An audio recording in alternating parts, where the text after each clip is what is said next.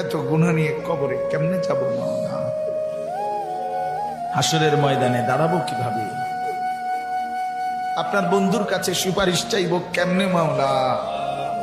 হাউসে কাউসারে পানি মিলবে কিভাবে? মা আজই মাফ করে দেন, এখনই মাফ করে দেন।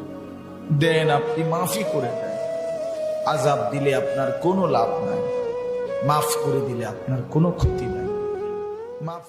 যুবকের সেজদা আল্লাহর আরশ কাইপা ওঠে। নওজোয়ান সেজদা দিলে আল্লাহ আরশ আজিম থেকে বলে, যুবক তুই আমারে সেজদা দিলি, যা ওয়াদা দিলাম হাসরের ময়দান আমি তোরে আমার আরশের ছায়া দেব।